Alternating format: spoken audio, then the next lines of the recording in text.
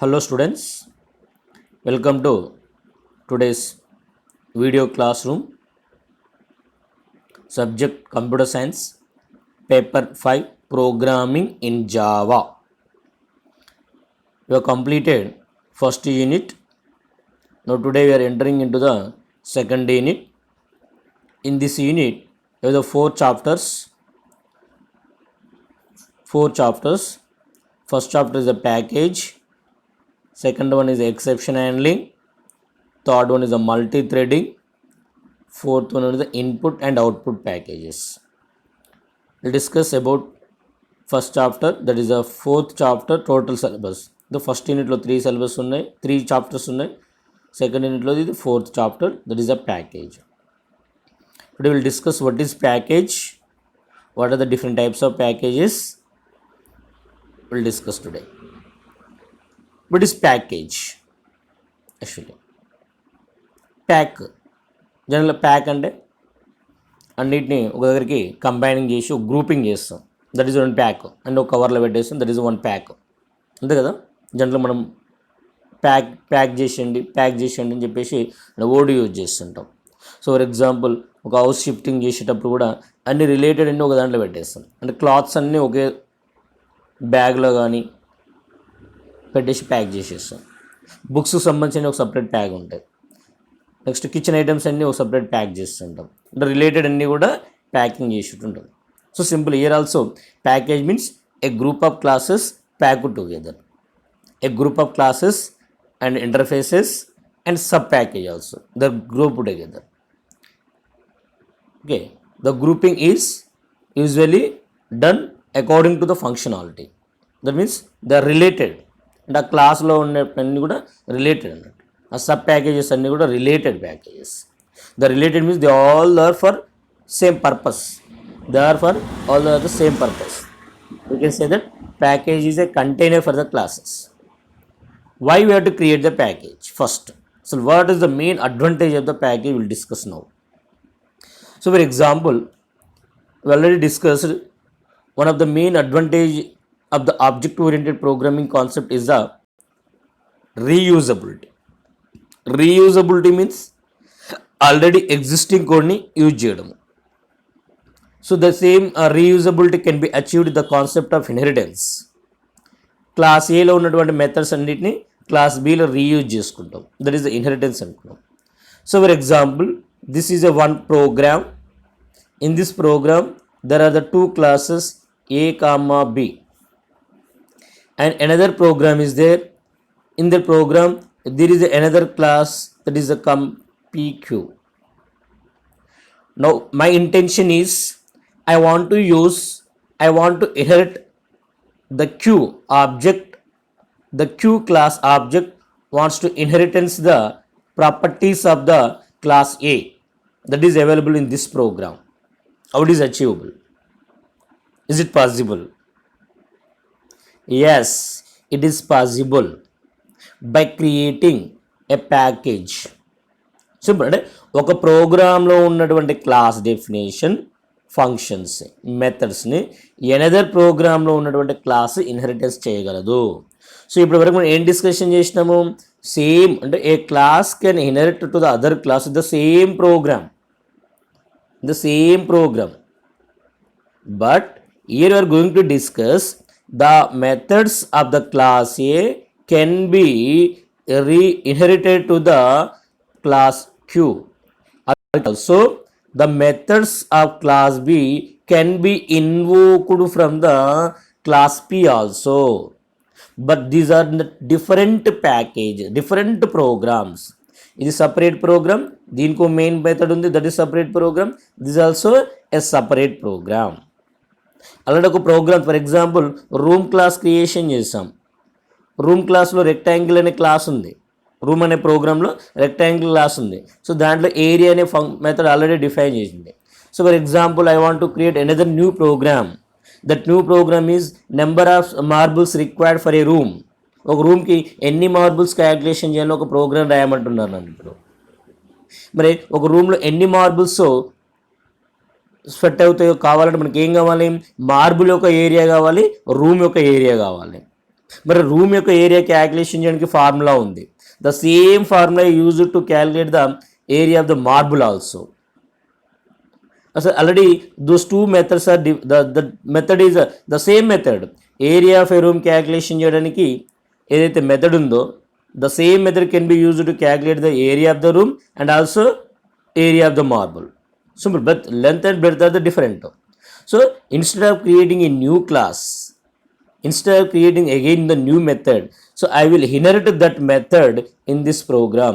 Simply otherwise I will create the object for this class in this program. ఈ ప్రోగ్రాంలో ఈ class యొక్క object create చేసి ఆ ఆబ్జెక్ట్ యూజ్ చేసి ఏరియా మెథడ్ని కనుక కాల్ చేస్తే ఆటోమేటిక్గా మనకు that method will return the area of that room, area of that particular room or marble. So automatically ఆ ఏరియా ఆఫ్ రూమ్ వచ్చింది, ఏరియా ఆఫ్ మార్బుల్ వచ్చింది. ఏరియా ఆఫ్ రూమ్ని మార్బుల్తో డివైడ్ చేస్తే ఎంతైతే వస్తుందో అన్ని మార్బుల్స్ కావాలని చెప్పేసి మనము చేసుకోవచ్చు. అంటే ఆల్రెడీ ఉన్న ప్రోగ్రామింగ్ కోడ్ని యూజ్ చేసుకుంటాం. At the time we must group this all the classes. అంటే ఈ క్లాస్ని ఈ ప్రోగ్రాంలో యూజ్ చేయాలంటే ఫస్ట్ అంటే ఏ అనే క్లాస్, మనకి ఏ క్లాస్ కావాలి, ఏ అనే క్లాసు. ఏ అనే క్లాస్ ఎక్కడ ఉన్నది, ఆ ప్రోగ్రామ్ నేమ్ ఏంటి, ఆ to access that class the total program must have a name. That name is called as a package. Simply we are grouping these all the classes, that group is called as a package. In this program we can write that package name I given, for example package name is ABC. I can say that the class in ABC package, what is A here, A is a package in ABC class. You cannot create directly object A here because so many A classes are there. మన ప్రోగ్రాంలో మనం మొత్తం అన్నీ కూడా ఒకే డైరెక్టరీలో store చేస్తాం. ఏ అనే classes చాలా ఉంటాయి. ఏ ప్రోగ్రామ్ సంబంధించిన ఏ క్లాస్ ఇది, ఏబీసీ ప్యాకేజ్ సంబంధించింది. At identification purpose you have to give the package name. So that is called as that is the main advantage of the package. Simply the packages are used to group the classes and these classes can be reused in other programs also. These classes can be inherited to and other packages also. These methods of these classes can be invoked from the classes of other package also. So that is the main concept of the package. One is the reusability, another is that hideability. So the hideability means there is a program package, in that one there is a class, there are the classes A, B, C. So I can use all the classes methods of this package here, but class C contains some important data, some important methods. This class C cannot be inherited in other packages. This class C methods cannot be invoked from outside of this program. This we can hide by making it is a default. Whenever, for example, if I want to access class A in this package, this class A must be public. Only default ఉంటే access చేయలేము, public ఉంటేనే other ప్రోగ్రాంలో access చేసుకోవచ్చు. Already మీకు చెప్పాను, default అంటే local to this package. ఇప్పుడు class A ఇప్పటివరకు రాసిన ప్రోగ్రాంలో ఎక్కడ కూడా క్లాస్కి యాక్సెస్ మాడిఫైయర్ యూజ్ చేయలేదు. యాక్సెస్ మాడిఫైయర్ యూజ్ చేయలేదంటే those are the default to that package only. So default ఉందంటే ఆటోమేటిక్ ఏంది, they cannot be accessed in the other class. They are hidden in that class package. They are hidden in that package. That means the packages provides a way of hiding the classes also. Because of the package concept only, there is a access modifier default. Package concept అయిపోతే default అనే access modifier లేదు. Package concept ఏంది, default to up to that package only. Okay, the packages provides a way to hide the classes, thus preventing the other program to access. So the package, the concept of package increase reusability of the existing code. So this is the package. Simple remember thing that package అంటే collection of classes ని grouping చేస్తున్నాం. These all the classes were from the same functionality అన్ని grouping చేస్తున్నాం. ఎందుకు grouping చేయాలి sir? Group చేసి ఒక name ఇస్తున్నాం. గ్రూప్ చేసి ఒక నేమ్ ఇస్తున్నాం. That is called as a package. ఈ ప్యాకేజ్కి నేమ్ ఎందుకు ఇవ్వాలి సార్ అంటే ఈ ప్యాకేజీలో ఉన్న ప్రోగ్రామ్స్ అదర్ ప్రోగ్రామ్స్లో యాక్సెస్ చేసుకోవాలన్నప్పుడు, ఈ ప్యాకేజీలో ఉన్న క్లాసెస్ని అదర్ ప్రోగ్రామ్స్లో యాక్సెస్ చేసుకోవాలన్నప్పుడు ఈ నేమ్ని యూజ్ చేసి యాక్సెస్ చేసుకుంటాం. సో ఫర్ ఎగ్జాంపుల్ ఒక పర్సన్ నేను కాల్ చేయాలి. ఎలా కాల్ చేస్తాం ఆ పర్సన్ని? By using name of that person. So if they don't have name how can I call? That's why packages కూడా మనము అందుకని నేమ్ ఇవ్వడం జరుగుతుంది. By using that name only we can use that packages. Okay. So there are the two types of packages. One is already defined packages, another one is user defined packages. Java develop చేసేటప్పుడే Java developers some ప్యాకేజెస్ని define చేయడం జరిగింది. So మనకు C language కానీ C++ చదువుకునేటప్పుడు మనం ఏమనుకున్నాము? Some predefined functions ఉంటాయని చెప్పుకున్నాము. ప్రీ డిఫైన్డ్, ఆల్రెడీ డిఫైన్ చేసినటువంటి ఫంక్షన్స్. ఆ ఫంక్షన్స్ అన్ని ఎక్కడ డిఫైన్ చేశారు? హెడర్ ఫైల్స్లో డిఫైన్ చేశారు. ఎక్కడ డిఫైన్ చేశారన్నా? హెడర్ ఫైల్స్లో. Coming to in Java, so Java makes platform independent, making platform independent. So Java developers define several programs, several classes, చాలా క్లాసెస్ని డిఫైన్ చేయాలి. ప్రీ డిఫైన్డ్ అవన్నీ మనం డైరెక్ట్గా యూజ్ చేసుకుంటే సరిపోతుంది. వాటి డెఫినేషన్స్ మనకు అవసరం లేదు. ఆ మెథడ్ని కాల్ చేస్తే సరిపోతుంది. ఓకే, ఆ మెథడ్ని ఇన్వోక్ చేస్తే సరిపోతుంది. మరి ఆ మెథడ్స్ అన్ని ఎక్కడ ఉంటాయి? క్లాసెస్లో ఉంటాయి. మరి క్లాసెస్ అన్ని గ్రూపింగ్ చేస్తారు కదా, those group is called as a package. Those packages are called as a Java API packages. ఏమంటే మనం Java API packages. API means application programming interface. అంటే ఒక జావా అప్లికేషన్ డెవలప్ చేయాలంటే, జావా ప్రోగ్రామింగ్ డెవలప్ చేయాలంటే యూజర్కి some classes అవసరము. So the programmer will interact with those packages and will create his own program. Already ఉన్నటువంటి some ప్యాకేజెస్ని use చేసుకొని, already ఉన్నటువంటి classes ఎక్కడున్నాయి? ప్యాకేజెస్లో. ఆ క్లాసెస్ని యూజ్ చేసుకుని ఒక ప్రోగ్రామ్ క్రియేట్ చేస్తాం. ఇప్పటివరకు మనం రాస్తాం public static void main class. Main తర్వాత ఏం రాస్తాం? String. What is string? String is a pre defined class. Already ఒక డిఫైన్ చేసి స్ట్రింగ్ అనేది క్లాస్ ఉంది. system.out.println సిస్టమ్ అనేది ఒక pre defined class here. So ఆ క్లాసెస్ అన్నిటిని ఒక ప్యాకేజెస్గా డివైడ్ చేయడం. Based on their functionality they are grouped into the packages. Those packages are called as a system defined packages, or you can say that predefined packages, or you can say that Java API packages.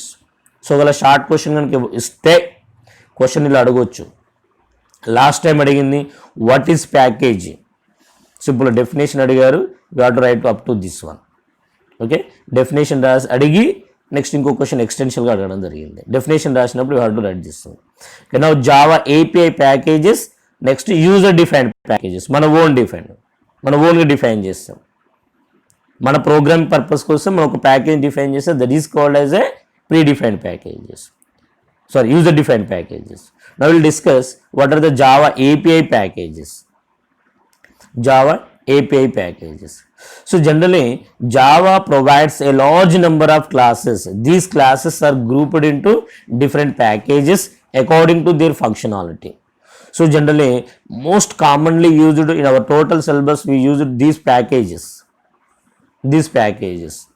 One is a java.lang, L-A-N-G, java.lang. One more point I will explain now. These are all are the predefined classes.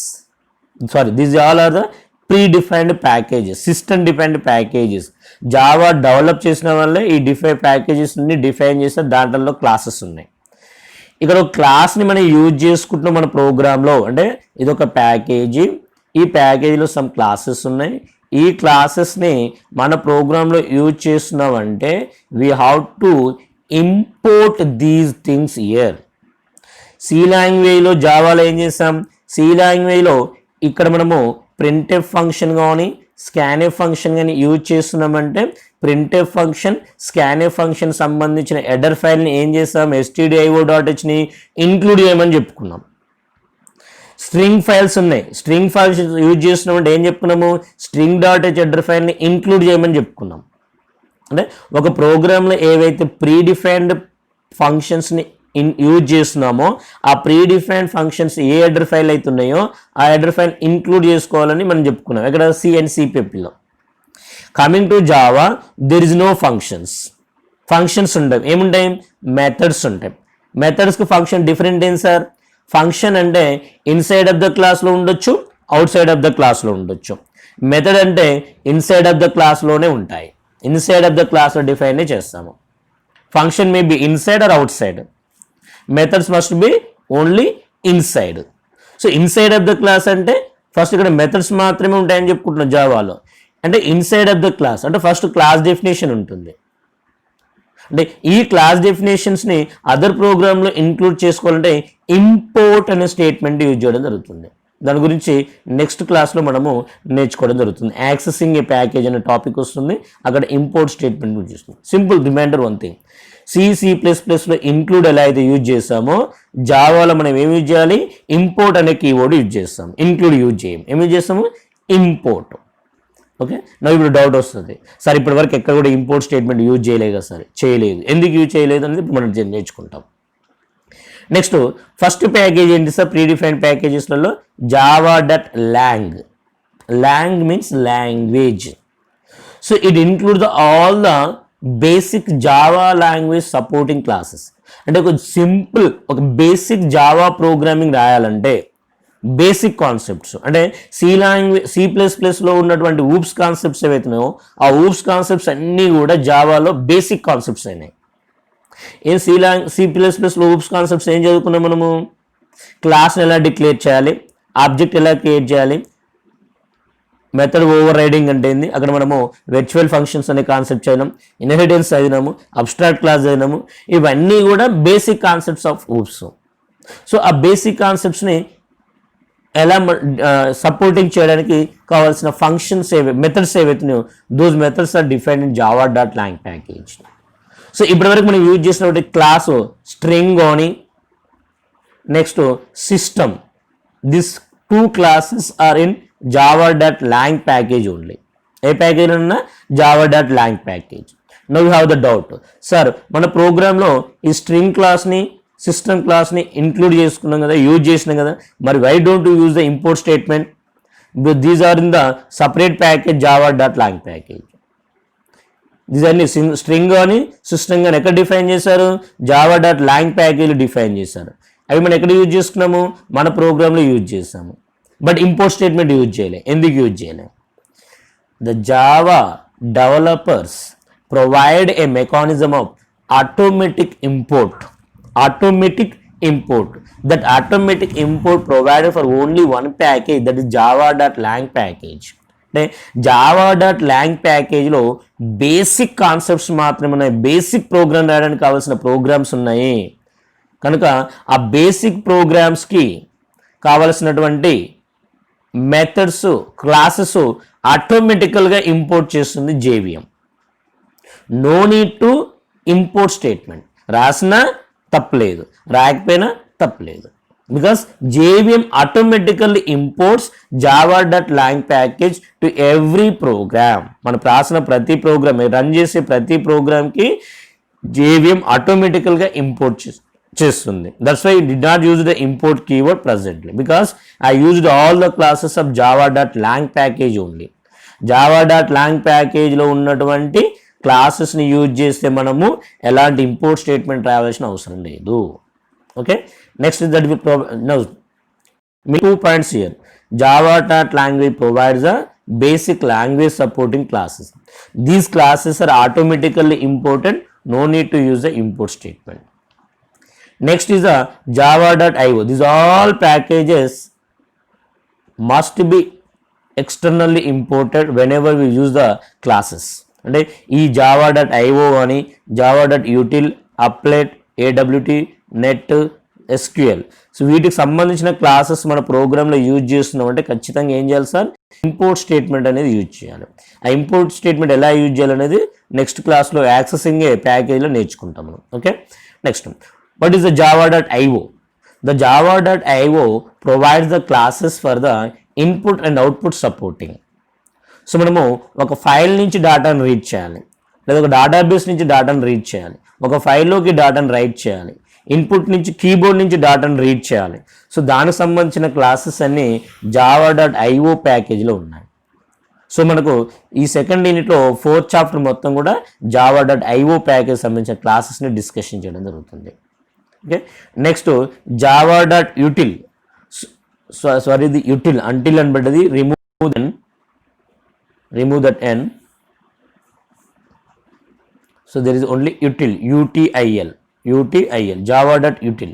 So this provides the packages for utility classes such as from the date operations కానీ time operation అని, C లాంగ్వేజ్లో C++ data స్ట్రక్చర్లో చదువుకున్నాం, stack, queue, ఆటోమేటిక్గా stack concept వచ్చేస్తుంది. No need to write any program for that one.